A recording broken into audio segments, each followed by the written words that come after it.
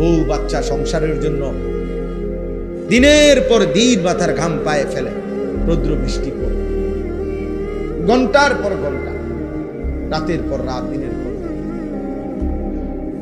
8 ঘন্টা ডিউটি করেও আরো 4 ঘন্টা ওভার টাইম করে, কয়টা টাকা বেশি পাবে? বউ বাচ্চা সংসারে অনেক খরচ, অনেক খরচ। সামনে বাচ্চার পরীক্ষা, সামনে কুরবানি, কয়টা টাকা বেশি না হইলে সংসার চলবে না। এই যে মানসিকতা, ফলে পুরুষ বেচারা আর ঘুমাইতে পারে না, অপশন নিতে পারে না। উপার্জনের নেশা আর একটু বাড়াইবার নেশা তারা ঘুম থেকে উঠে, ঘর থেকে বের করে দেয়, সে চেষ্টা করে আরো কিছু করে। এটা আল্লাহ প্রদত্ত, আল্লাহ প্রদত্ত।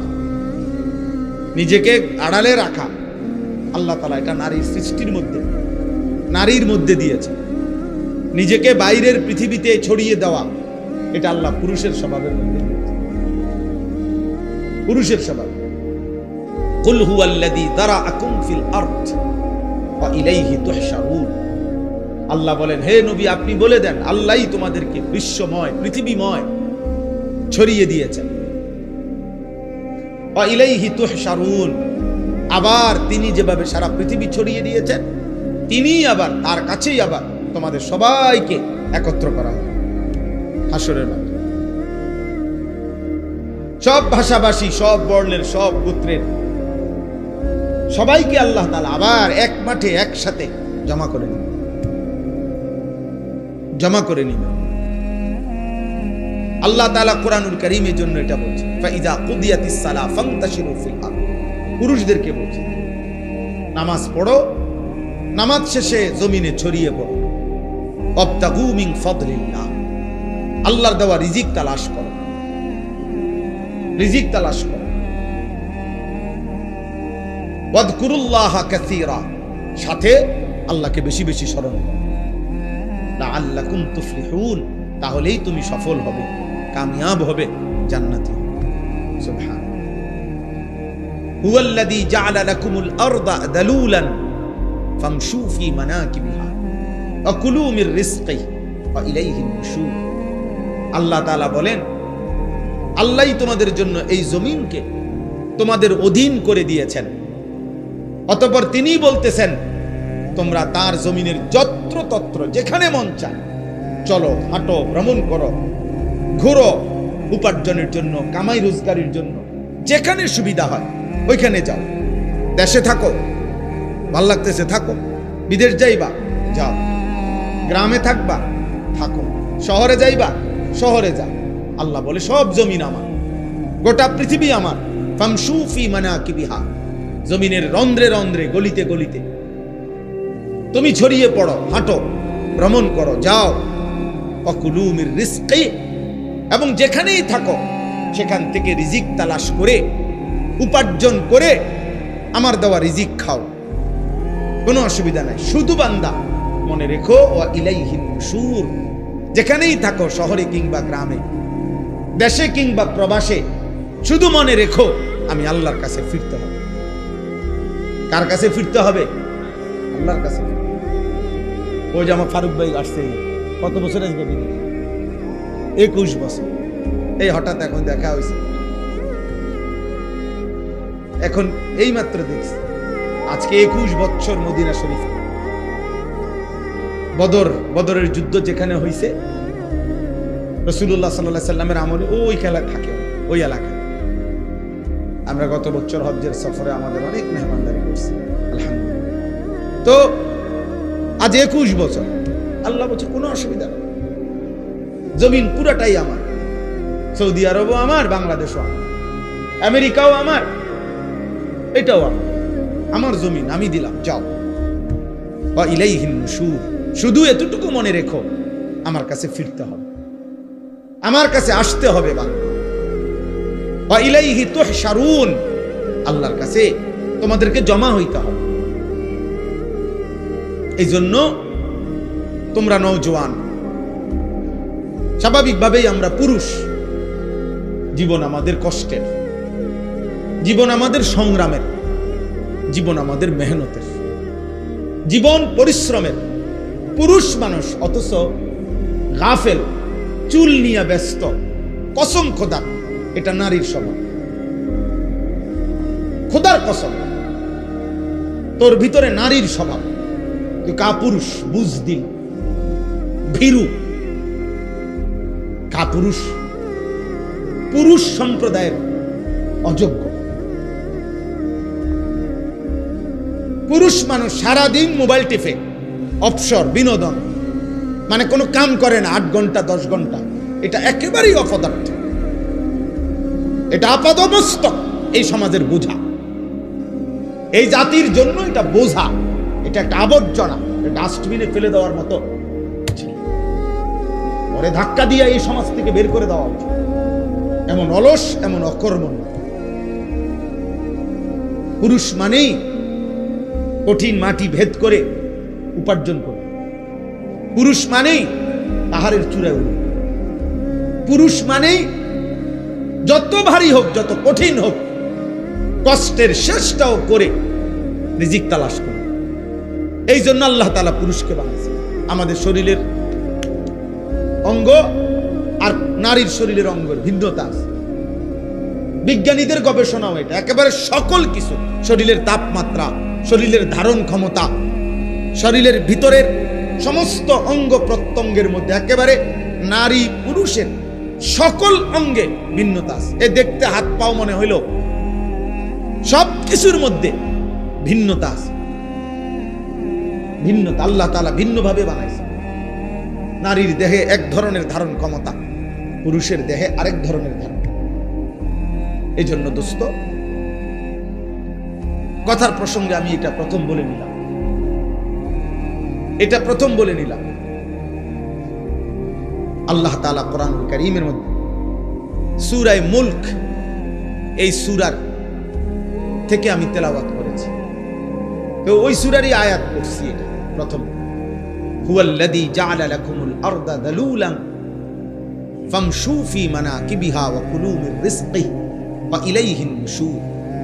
আল্লাহ তাআলা বলেন, মনে রেখো, আমি আল্লাহ এই জমিন পুরাটা আমি দিলাম যালুলান, তোমাদের অধীনস্থ করে, তোমাদের ব্যবহারের উপযোগী করে আমি দিছি।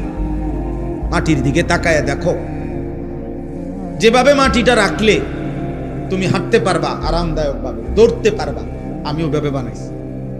যেভাবে মাটিটা বানাইলে তোমার ক্ষেত, ফসল, ফুল, ফল উৎপন্ন হবে, ওভাবে বানাইছি। যেভাবে মাটিটা বানাইলে তোমার ঘর, দালান, বিল্ডিং তুমি খুঁটি গাঁথতে পারবা, এভাবে বানাইছি। পানির মতো বানাই নাই, তাহলে মাটি হবে কেমনে? আবার ফোমের মতো এমন নরম বানাই নাই, তাহলে স্থির হইয়া দাঁড়াইবা কেমনে, দৌড়বা কেমনে, হাঁটবা কেমনে? পাথরের মতো শক্ত বানাই নাই, তাহলে ফসল উৎপন্ন করবা কেমনে? তোমার ঘর দুয়ারের খুঁটি গাড়বা কেমনে? সুবহানাল্লাহ, তাফসীরে আছে এই কথা। আল্লাহ তাআলা বলেন, আমি যালুল, অধীন করে বানিয়েছি। যেমনে বানাইলে তোমার এই 3টা বিষয়, এক, এই জমিনে তোমাকে হাঁটতে হয়, দৌড়তে হয়, আমি ওই উপযোগী করে বানাইছি। 2, এই জমিন থেকে প্রতিনিয়ত তোমার খাবার, খাদ্য, ফসল, ফুল, ফল উৎপন্ন হয়, ওই উপযোগী করে বানাইছি।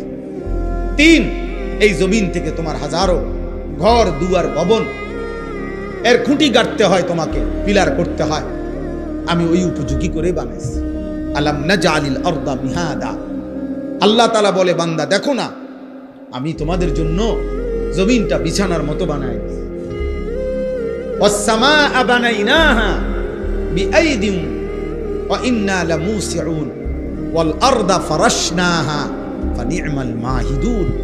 আল্লাহ বলেন, আল্লাহই জমিন তোমাদের জন্য বিছায় দিছে। তো এরপরে আল্লাহ নিজেই বলছে, দেখো আল্লাহ যে বিছাইলো কেমন সুন্দর হলো। ফানি'মাল মাহিদুন, আল্লাহর বিছানাটা কেমন সুন্দর দেখো। আমরা এখানে যে কয়জন মানুষ বসছি, এখানে এখন এটুকু মাটিতে এই মানুষগুলোরে যদি চেয়ার দিয়া, চৌকি দিয়া, সোফা দিয়া বসার ব্যবস্থা করতে হইতো, তাইলে অনেক ব্যয়বহুল হইতো, অনেক কষ্টকর হইতো। কষ্ট হইতো না, অনেক ব্যয়বহুল হবে, মানে খরচ অনেক বেড়ে যাবে। এতগুলো মানুষের যদি চেয়ার দিতে হয়, এতগুলো মানুষকে যদি সোফা দিতে হয়, কিন্তু আল্লাহ তাআলা বলেন এমন সুন্দর বিছানা মাটি আমি বানায় দিছি, আরামসে তোমরা শত শত হাজার হাজার মানুষ বসতে পারতেছ। আমি বানাইছি। এমন মালিকরেই মনে রাখা উচিত। কৃতজ্ঞতা, শুকরের মেজাজ, এটা তো একটা সৃষ্টিগত স্বভাব। মানুষ 5 টাকার কেউ তাকে আপ্যায়ন করিলে সে তার প্রতি কৃতজ্ঞ থাকে। একটা চিপস কাউকে দিলে, বাচ্চাকে যদি কেউ চিপস দেয়, একটা চকলেট দেয়, তো ভদ্র ফ্যামিলির মা বাবা বাচ্চাকে বলে দেয়, চাব্বু আঙ্কেলকে থ্যাংক ইউ দাও, ধন্যবাদ জানাও, আঙ্কেল তোমাকে একটা চিপস দিয়েছে। তাহলে একটা 10 টাকার চিপসের যদি কৃতজ্ঞতা হয়, এই কোটা কায়নাত যিনি দিয়েছেন তার প্রতি কৃতজ্ঞতা হয় না? তো তোমরা যারা নামাজ পড়লা না, তোমরা আল্লাহর সাক্ষী রেখা মুসলমানের বাচ্চা হইলে বলো তো, এই তোমরা সবাই এশার নামাজ পড়ছো?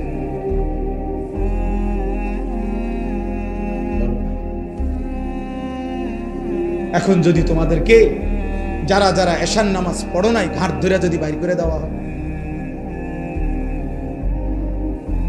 হ্যাঁ, কি পরিমাণ লজ্জিত হবা? কোন ফেরেশতা যদি তোমার ঘাড় বরাবর একটা একটা টানা সটকোনা মারে, থাপ্পড় মারে, যে বেয়াদব, কোন লজ্জায় মুসলমানের দ্বীনি মজলিসের মধ্যে বসলি, তখন কি হবে? কিছু প্রতিবন্ধী এখনো হাসে, কিছু প্রতিবন্ধী যে বুঝছে যে আমারই বলতেছে, কিন্তু বাকি আমারে হাসি আসতেছে। আহ আরে বেহায়া, হাই নির্লজ্জ, এটুকু লজ্জাও তোর চলে গেছে, এটুকু বিবেকও চলে গেছে। কাকে বলতেছে? যে আমাকেই বলছে। অনেক মানুষ কোরআনুল কারীমের মধ্যে আছে, আল্লাহ তাআলা বলছে ওয়ালাউ ইউআখিযুল্লাহুন নাসা বিমা কাসাবু, আমি আল্লাহ তাআলা যদি প্রত্যেককে তার পাপের কারণে নগদ এই দুনিয়ায় ধরতাম, একটি পাপের শাস্তি পূর্ণ দিতাম, মা তারাকা আলা যাহরিহা মিন দাব্বা, তাহলে আমার জমিনে একটা প্রাণী আমি আল্লাহর 1 সেকেন্ড নাফরমানি করে পরবর্তী সেকেন্ড আর ঘাড় সোজা করে, পিঠ সোজা করে হাঁটতে পারত। আমি রহম করি বান্দা, আমি দয়া করে ছেড়ে দিচ্ছি, নয়তো তোর মতো 14 বছরের নাফরমান, তোর মতো 16 বছরের নাফরমান, যে আল্লাহকে একটা সেজদা দিলি না, তোর মতো এত কম বয়সী নাফরমানকে যদি ফেরেশতা ফাসাতে একটা লাথি মারে, তো তোরে পৃথিবীর ওই প্রান্তে পাঠাই দিবে 1 লাথি। তুই পৃথিবীর ওই প্রান্তে গিয়া পড়বি বেটা নাফরমান। আল্লাহকে চেনো না বেয়াদব, সৃষ্টিকর্তাকে চেনো না বেয়াদব। কি শিখলা জীবনে? কি শিখলা? কি চিনলা বেটা? থুতু বেটা তোদের কপালে বেটা, বেনামাজি যেগুলা বেনামাজি, তোরা তোদের কপালে থু থুতু, তোদের কপালে বেটা থুতু।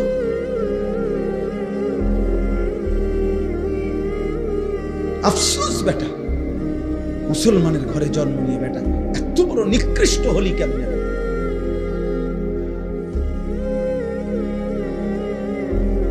মোবাইলের নর্তকী দেখে কয়জনের ঘরে কোন নর্তকী আসছে?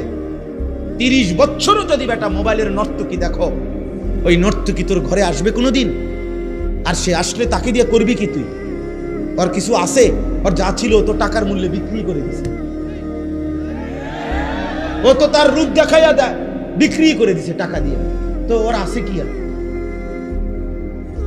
আল্লাহ আমাদেরকে হায়া দান করে।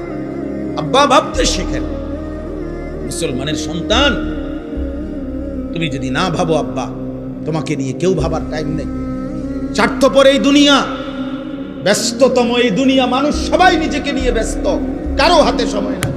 লক্ষ লক্ষ বাবার হাতে টাইম নাই, সন্তানের পিছনে সারাক্ষণ যত্ন নিবে, এই টাইম বাপের হাতে নাই।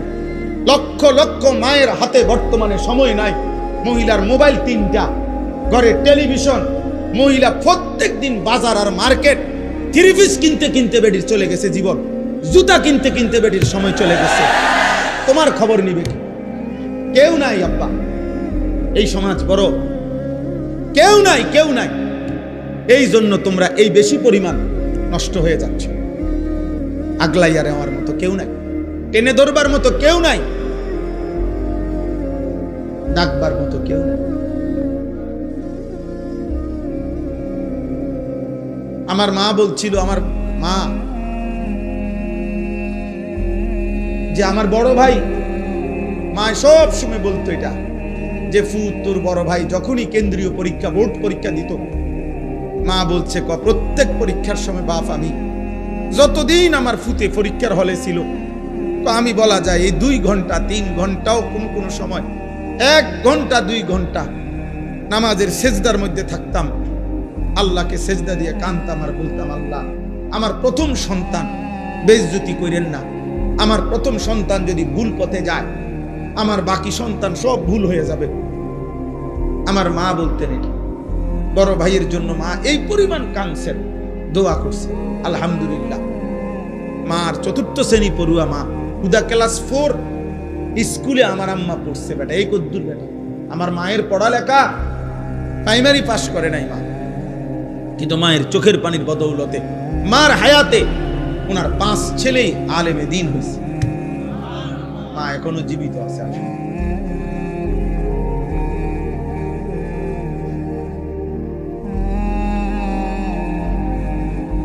অতএব আল্লাহ তাআলা বলেন, বান্দা ওয়া ইলাইহিন নুশুর, পৃথিবী আমার, জমিন আমার, খাও কোনো মানা নাই, হাজারো আইটেম খাও কোনো সমস্যা নাই বান্দা, উপার্জন করো, রোজগার করো, বাজার করো, ব্যবসা করো, বিদেশ করো, কোনো সমস্যা নাই, ভবন করো, বিল্ডিং করো, কোনো মানা নাই বান্দা। আমি নিষেধ করছি না, সব তো আমি দিলাম, তোমার জন্যই তো দিলাম, তোমাদের জন্যই তো আমি বানাইছি। হুয়াল্লাযী খালাকা লাকুম মা ফিল আরদি জামিআ, আল্লাহ বলেন আল্লাহই তোমাদের জন্য গোটা জমিনের সব সৃষ্টি করেছেন। সাখখারা লাকুম মা ফিস সামাওয়াতি ওয়াল আরদ, আল্লাহ বলে 7 আসমান ও জমিন আমি আল্লাহ তোমাদের অধীনস্থ করে দিয়েছি। এত বড় বিমান, 300 400 500 600 যাত্রী, প্রত্যেকের কমপক্ষে 50-60 কেজি করে মাল, কি পরিমাণ ফুয়েল, তেল, শত শত টন তেল চালাইবার জন্য এগুলা নিয়ে এটা ওড়ে কত উঁচুয়ে, 36,000 ফিট উপরে, 40,000 ফিট উপরে। আল্লাহ তাআলা বলেন বাতাসকে এইভাবে নিয়ন্ত্রণ করে এই বিমান উঠতেছে, এটা আমি আল্লাহ তোমাদের অধীন করেছি। এই হজের সময় ভাই তো আসছিল, ভাই গত বছর হজ্জের সময় আমার বিবি আমার সাথে হজে গেছে, তো এই যখন বিমান আকাশে উঠতেছে আমার পাশে বসা, আমি শুধু এমনি বললাম আর এই বুঝুনি কোনানে আসি কদ্দুরুসের বুঝছ, যদি সাথে সাথে কইডি কইন না, বেডিত মানুষ না, মহিলা মানুষ তো ভয় পায়, ইডি কইন না, মানে এটা যে কমু হে এটাই কাঁপা শুরু করছে, এইগুলো বলেন না, মানে কি ব্যাপার, এটা কি আশ্চর্য ব্যাপার, কত হাজার টন মাল মানুষ ওজন নিয়ে আসে উঠতেছে। আল্লাহ তাআলা বলে বান্দা এটা আমি করেছি। কে করেছে? আওয়ালাম ইয়ারাউ ইলা তাইরি ফাওকাহুম সাফাতিন ওয়া ইয়াকবিদ, আল্লাহ বলে বান্দা আমার কুদরত দেখবা, আমি একটা কুদরত তোমারে দেখাই, আকাশের ওই উড়ন্ত পাখি, ওটার দিকে দেখো তো। আল্লাহ বলছে আওয়ালাম ইয়ারাউ, আমার বান্দারা দেখে না, ইলা তাইরি ফাওকাহুম, তাদের মাথার উপরে যে পাখি উঠতেছে, ওদেরকে বলেন ওটা দেখতে, দেখলেই ওরা দেখবে এই পাখি এটা শূন্যের মধ্যে বাতাসকে নিয়ন্ত্রণ করে, একবার সাফাতিন আরেকবার ওয়ায়াকবিদ, একবার 2 পাখা বাহির কইরা ডানা ছড়াইয়া উঠতে থাকে, আবার এই বাতাসেই শূন্যে সে ডানা গুটাইয়া স্থির হয়ে থাকে। আল্লাহ বলে এটা কে করছে? মা ইউমসিকুহুন্না ইল্লার রহমান, আল্লাহ বলেন পাখিকে শূন্যের মধ্যে এভাবে ডানা ছড়িয়ে উঠতে দেওয়া, আবার ডানা গুটাইয়া স্থির করে রাখা, এটা শুধু কেবল আমি আল্লাহ ছাড়া আর কেউ করছে না। কে? মা ইউমসিকুহুন্না ইল্লার রহমান। অথচ একটা পাখির ওজন যদি হয় আধা কেজি, মনে করেন আধা কেজি, এই আধা কেজি ওজনের পাখিটা এই পরিমাণ কোনো মাটি, এই পরিমাণ অন্য কিছু আধা কেজি ওজনের, এইটাই উপরে উড়া দোক, মানে এমনি ফিক্কা দোক, এটা তো বাতাসে থাকবে না, এটা নিচে পড়ে যাবে না, কথা বলে না তো। তাহলে এটা থাকে কেমন? পাখি এটা থাকে কেমন? মা ইউমসিকুহুন্না ইল্লার রহমান। আল্লাহ বলেন বাতাসের মধ্যে ওকে স্থির রাখছে আল্লাহ ছাড়া আর কেউ না। কে বলেন না? আল্লাহ বলে তো আমাকে দেখো, আমার ক্ষমতা দেখো, আমার কুদরত দেখো, আমার শক্তি দেখো। ইন্নাহু বিকুল্লি শাইইন বাসীর। আল্লাহ তাআলা বলেন, আল্লাহ তাআলা সকল বিষয় এই সৃষ্টির প্রত্যেকটা নড়াচড়া তিনি শতভাগ পূর্ণ দৃষ্টিতে দেখতেছেন। কথা বলেন, শতভাগ। এই সৃষ্টির কায়নাতের কোথাও একটা সুতা, কোথাও একটা পাতা নড়ে না আল্লাহ তাআলার নজর এড়িয়ে। আল্লাহর দৃষ্টির বাহিরে এই কায়নাতের কোনো কিছু আছে কি? ইন্নাহু বিকুল্লি শাইইন বাসীর। আল্লাহ তাআলা বলেন, তো যে মালিকের এই ক্ষমতা, ওই মালিকের সাথে যুদ্ধ করছো কেন? নামাজ না পড়ে তুমি কার লগে তেরামি করলা? মেম্বারের লগে, চেয়ারম্যানের লগে। এটা বেয়াদবিটা করলা কার সাথে? তো তুমি উনাকে কি মনে করো? তুমি উনাকে কি মনে করলা?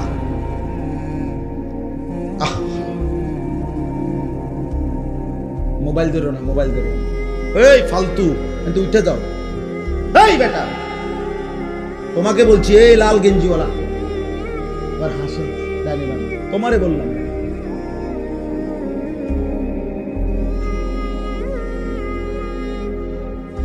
জি, তো আল্লাহ তাআলা বলে, বান্দা এটা বুঝতে শিখো। বান্দা আমার আড়াল থেকে যাইবা কেন? আমার নজর থেকে আড়াল হইবা কেন? বলেন, কারো ক্ষমতা আছে আমাদের?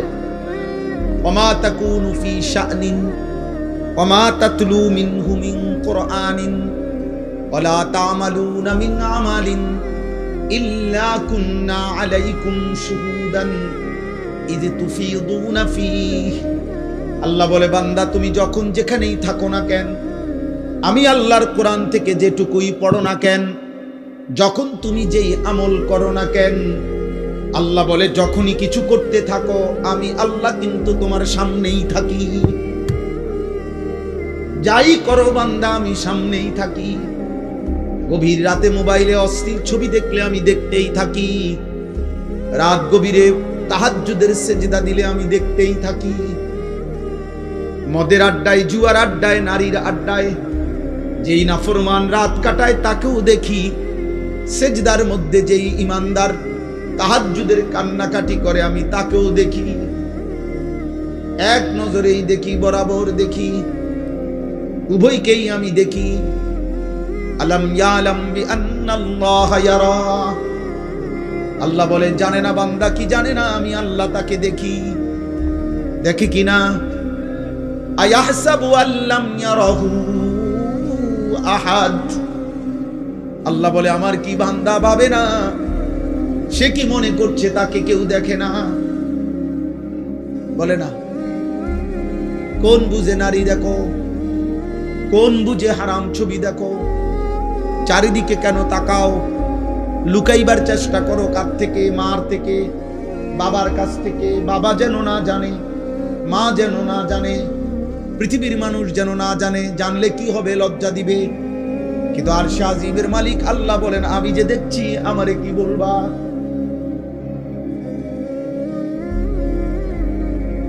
দুনিয়ার মা দেখলে থাপ্পড় দিবে, আমি তো জাহান্নামে ফেলে দেব। দুনিয়ার মানুষ জানলে ছি ছি বলবে। রব্বুল আলামিন বলেন, আমি তো নাফরমান, তোকে জাহান্নামে ফেলবো। কাল্লা ইন্নাহা লাযা নাজ্জাআতাল লিশ-শাওয়া। আল্লাহ বলে কিয়ামতের দিন কোনো অবস্থাতেই কোনো নাফরমান মাফ করা হবে না। হাসরের ময়দানে মাফ হবে না। হাসরের ময়দানে বিচার হবে। বিচারের মাধ্যমে যে জাহান্নামের ফয়সালা হবে তাকে ধাও ধাও জাহান্নামের আগুনে ফেলা হবে। নাজ্জাআতাল লিশ-শাওয়া, 1 সেকেন্ডের আগুন তার সারা দেহের চামড়া খুলে ফেলবে, চামড়া খসে ফেলবে। তামাশা মনে করো না বা মা হয়তো তোমারে ধরতে পারে নাই, বাপ ধরতে পারে না, এই সমাজের কেউ আর তোমার লগে কুলাই গেল না। তোমার অসভ্যতা, তোমার নোংরামি, তোমার বান্দ্রামি, তোমার নোংরা জীবন, নষ্ট জীবনের সামনে হয়তো কেউ পারলো না, কিন্তু আল্লাহ, তার সাথে তুমি পারবা কেন?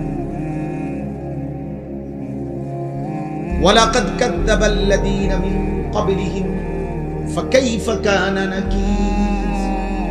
আল্লাহ বলেন প্রত্যেক যুগে পিছনের দিনে যারা যারা আমি আল্লাহর কথাকে মিথ্যা মনে করেছে, খবর নিয়ে দেখো তাদের সেই মিথ্যাবাদিতার পরিণতি কি হয়েছে। দেখো বান্দা, জিজ্ঞেস করো ফেরাউনের কি হয়েছিল, নমরুদের কি হয়েছে, কারুনের কি হয়েছে, নূহ আলাইহিস সালামের কওম, লূত আলাইহিস সালামের কওমের কি হয়েছে। কেন আল্লাহ কাউকে পানিতে ডুবাইলেন? কেন আল্লাহ কাউকে ঝড় তুফানে শেষ করে দিলেন? কেন আল্লাহ কাউকে পানিতে ডুবাইয়া ফেললেন? কেন বন্ধু? আল্লাহর নাফরমানি, বলে না? কারণটা কি? আল্লাহর নাফরমানি ছাড়া আর কিছু কথা বলে না। ফেরাউন ডুবলো কেন? কারুন ধ্বংস হলো কেন? লূত আলাইহিস সালামের কওমকে উল্টায় ফেললো কেন? নূহ আলাইহিস সালামের কওমকে পানিতে ডুবায় ফেললো কেন? গুনাহ, নাফরমানি, আল্লাহর বাধ্যতা। তো তুমি তা করে বাঁচবা কেন? আজ না হোক কাল তো কবর পর্যন্ত পৌঁছতে, এরপরে মৃত্যুর সামনে মুখোমুখি হলে তারপরে আল্লাহ আমাদেরকে বুঝ দান করে। এজন্য সূরা মুলক, এই সূরার যে আয়াত আমি পড়তেছিলাম, প্রথম আয়াত এটা পড়লাম। আল্লাহ তাআলা বলেন, আমার একটা কুদরতের নিদর্শন দেখাইলাম, তুমি পাখির দিকে তাকিয়ে দেখো, এটা কখনো ডানা ছড়িয়ে উঠতে থাকে, কখনো ডানা গুটাইয়া স্থির হয়ে থাকে, কিন্তু উভয়টাই বাতাসকে নিয়ন্ত্রণ করে নিচে পড়ে যায় না। আল্লাহ তাআলা বলেন, এটা আমি করছি, এটা আমি করছি, আমি সব দেখি। আমার একটা একটা মাখলুক, এই যে ছোট্ট পোকাটা উঠতেছে, আল্লাহ তাআলা বলেন এটা আমার ক্ষমতায় উঠতেছে, আমার আড়ালে নাই। আফ্রিকার গহীন জঙ্গলে যে প্রাণীটা হাঁটে আমি তাও জানি।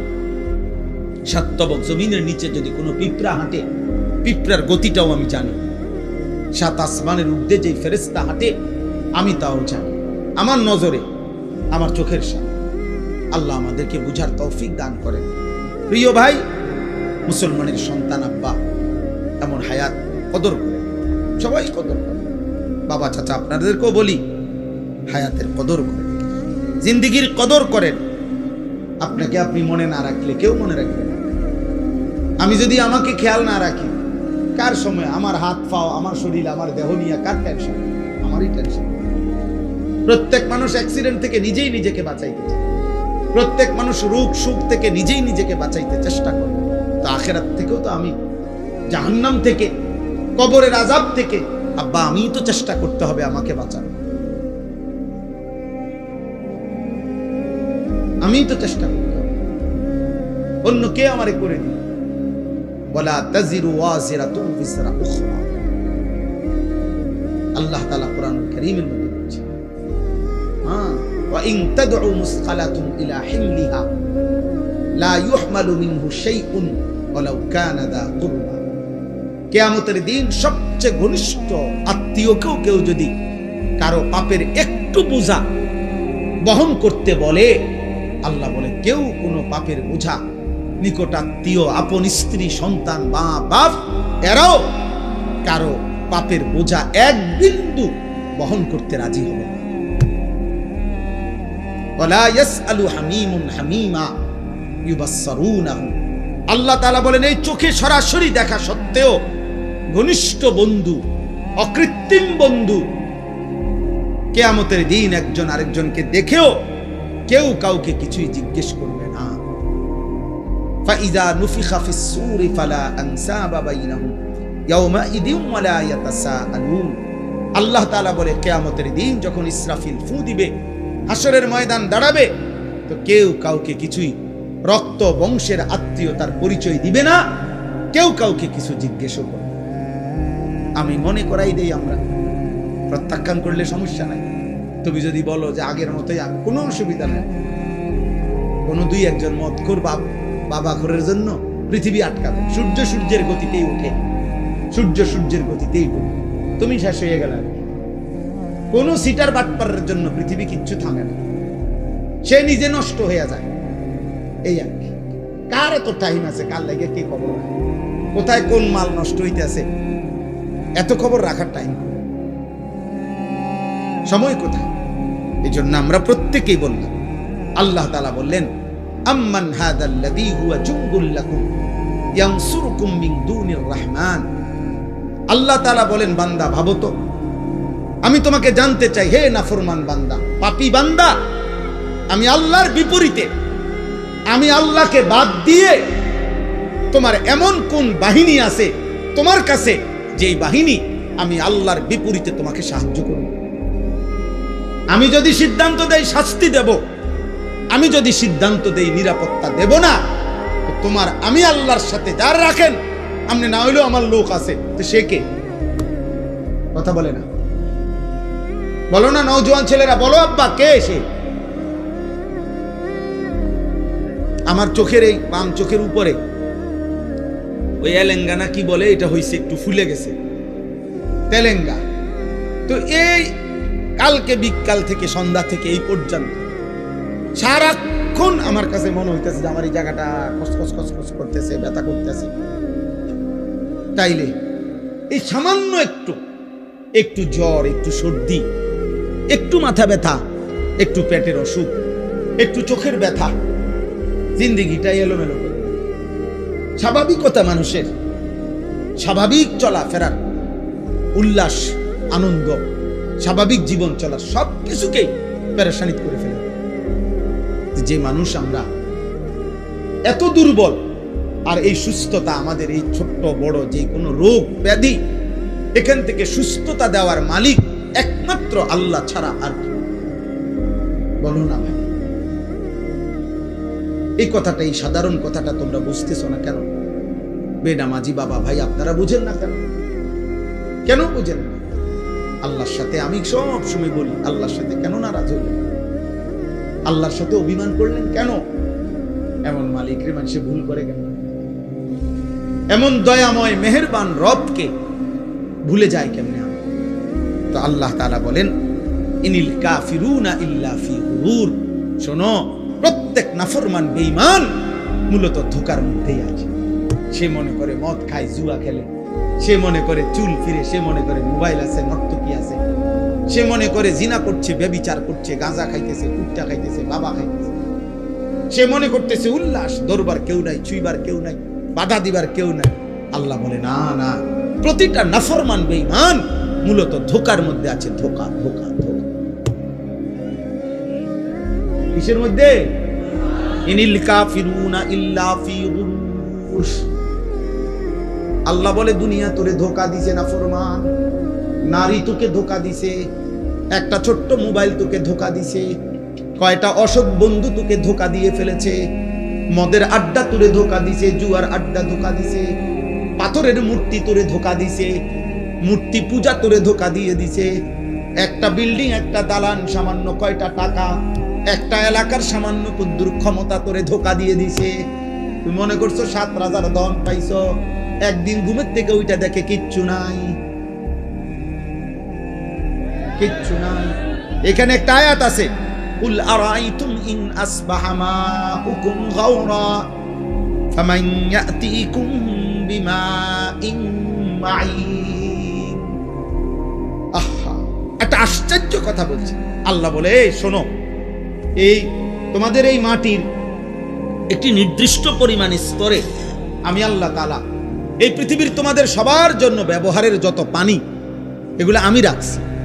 বিশ্বাস করো বান্দা, যদি আমি আল্লাহ তাআলা যেটুকু দূরত্বে তোমার পানি থাকে এটুকু থেকে উঠাও তোমার মেশিন, তোমার যন্ত্র, তোমার মোটর, আমি যদি পানির স্বাভাবিক লেয়ার, তাপমাত্রা আর লেয়ার এটা আমি যদি একদম ভূগর্ভস্থের আমার জমিনের তলদেশে নিয়ে যাইগা, পানি এই স্তরটা এটা যদি নিচে নেইগা, তো ফামাইয়াতিকুম বিমাইন মাইন, তাহলে তোমাদের এই চলার সারা দিন রাতের এই হাজারো পানির এই ধারা তোমাদের জীবন জীবিকা পরিচালিত করার জন্য বলো না বান্দা, কে এনে দিবে পানি? কে এনে দিবে? কি করছো তোমরা? গোটা মধ্যপ্রাচ্য বাবা, গোটা আরব বিশ্ব, তাদের পানির এত ক্রাইসিস যে তারা এই পানি, সাগরের লোনা পানিকে তারা শোধন করে এরপরে মানুষের খাবারের পানি, মিঠা পানি তারা মেশিনের মাধ্যমে শোধন করে বানায়। তো আল্লাহ তাআলা বলেন, আমি যদি পানির এই স্বাভাবিক ধারা একদিনের জন্য নিচে নামায় ফেলি, একদম সাতবক জমিনের নিচে, কে এনে দিবে পানি? কোন ভোরে ইন আসবাহা কোন এক ভোরে, আরে বেটা, কোন এক মানুষ যদি, বুঝার জন্য বলতেছি, কোন এক মানুষ যদি বাথরুমে গিয়েও দেখে এক বদনা পানি নাই, তখনও তো তার পেরেশানি শেষ নাই। গোসলের মাঝপথেও যদি গিয়া দেখে ট্যাপে আর পানি নাই, এতটুকুর ক্ষেত্রে তো তার পেরেশানি শেষ নাই। আর আল্লাহ তাআলা যদি পানি নিচে নামায় এলে, পানির লেয়ার, আল্লাহ বলে কে এনে দিবে? তাহলে আমি প্রতি সেকেন্ড, আমি এই কয়দিন আগেও বলছি যে একবার যদি আমরা কল্পনা করি আমার দেশের একটা সপ্তাহ, এমন ভাবেন তো গ্যাসও নাই, বিদ্যুৎও নাই, তেলও নাই, ভাবেন এক সপ্তাহ কি হবে দুনিয়ার, কি হবে আমাদের? হ্যাঁ, কেমনে জীবন বাঁচবে? আরে আপনি বলেন এগুলো বাদ দেন, আপনি শুধু এটা ভাবেন যে এক সপ্তাহ আমার বাংলাদেশে, মনে করো ভাই যে এক সপ্তাহ শুধু লবণ, সামান্য প্রয়োজনীয় জিনিসটা নুন, লবণ নাই মনে করেন, আর সব আছে মনে করেন, শুধু নুনটা নাই, টোটাল নাই মনে করেন, আমার দেশের এই লক্ষ কোটি মানুষের রান্নার কি অবস্থা হবে? বাচ্চার খাবারের লোকমা উঠবে কেমনে? তাহলে একটু লবণও যদি আমাদের হারিয়ে যায়, আমাদের জিন্দেগি কি হবে? আমাদের যদি হলুদ রসুন, হলুদ পেঁয়াজ যদি সরে যায়, কি অবস্থা হবে? তার মানে ছোট্ট থেকে ছোট্ট প্রয়োজনীয় জিনিসটাও আল্লাহ তাআলা স্বাভাবিকভাবে এই পৃথিবীর মধ্যে আমাদের জন্য ব্যবস্থা করছেন। আল্লাহ বলে, বান্দা, আমার মতো দয়ালু মেহেরবান তুমি পাইবা কই? এমন মেহেরবান মালিক পাবা? আল্লাহ তাআলা এরপরে বলেন, আম্মান হাদাল্লাযী ইয়ারযুকুকুম ইন আমসাকা রিজকা বাল্লাজু ফি উতুবিন ওয়া নুফুর। আল্লাহ তাআলা বলেন, আবার উদাহরণ দিছে, আল্লাহ তাআলা বলে, বান্দা, এই যে প্রতিদিন প্রতি মুহূর্তে আমি তোমাদের যে রিজিক দেই, খাদ্য, খাবার, পানীয়, ফুল, ফল, ফসল, খাবার, এই যে রিজিক, আল্লাহ বলে যদি একদিন আমি আল্লাহ তোমাদের রিজিক বন্ধ করে দেই, তো আমি আল্লাহকে বাদ দিয়ে তোমাদের কে সে যে তোমাদের মুখে খাবার তুলে দিবে? বলো না ভাই, নওজোয়ান ভাই, বলো না। এমন মালিককে কেমনে সেজদা না করে, কেমনে ঘুমাও? বুঝি না। সারা দিনে মুসলমান এক ওয়াক্ত নামাজ পড়ে না, আমার এটা মাথা পড়ে না, আমি এটা বুঝি না। বা মুসলমানের সন্তান এমন নিকৃষ্ট হয় কেন? একটা সেজদা দেয় নাই। মানুষের বাচ্চা এত বড় জানোয়ার হয় কেমনে? আমি বুঝি না। মানুষের ঘরে জন্ম নিয়া এত বড় জানোয়ার এটা কেমনে হইল? হায় হায় হায়। এক কুত্তা সারাদিন কোন সেজদা না দিয়া শুইয়া গেল রাত 10টায়। এই মানুষ রূপী এই কুত্তাও একটা সেজদা না দিয়া শুইয়া গেল।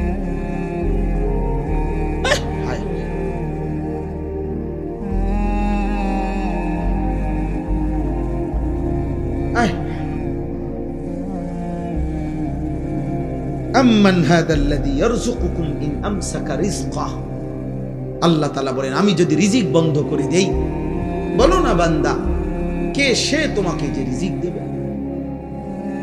বাল্লাজু ফি উতুভি ওয়া নুফুর।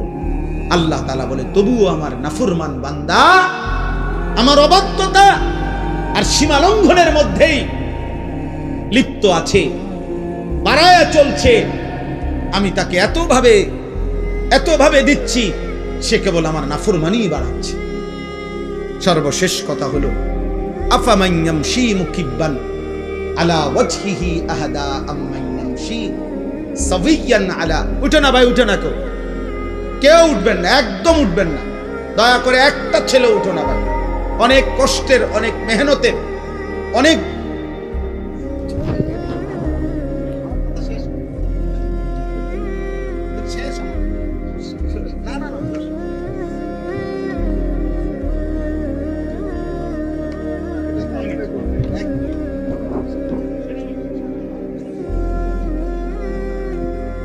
জি থামো ভাই, কথা বলো না, একদম কথা বলো না। আমরা সকলেই বলি আলহামদুলিল্লাহ, সকলেই বলি আলহামদুলিল্লাহ। আমাদের পরম শ্রদ্ধেয়, আমরাও ব্যক্তিগতভাবে যার বয়ান শুনি এবং দিল থেকে আমরা যাকে ভালোবাসি, আলহামদুলিল্লাহ, আমাদের বাংলাদেশের অন্যতম শ্রদ্ধেয় ব্যক্তিত্ব, আলেমে দ্বীন, আমাদের বুজুর্গ মুরব্বী আল্লামা হযরত মাওলানা মুফতি নজরুল ইসলাম কাসিমি দামাত বারাকাতুহুমুল আলিয়া হযরত এসেছেন। সকলেই বলি আলহামদুলিল্লাহ। আমার কথা শেষ ভাই, নওজোয়ান ভাই, মুসলমানের সন্তান, সবার কাছে এটা কথা। হযরত সব সময় কায়দা দরদ দিয়া, হৃদয়ের আবেগ দিয়া বলে, সব সময় হায় হায় এক শব্দ উচ্চারণ করলেই ভাল লাগে।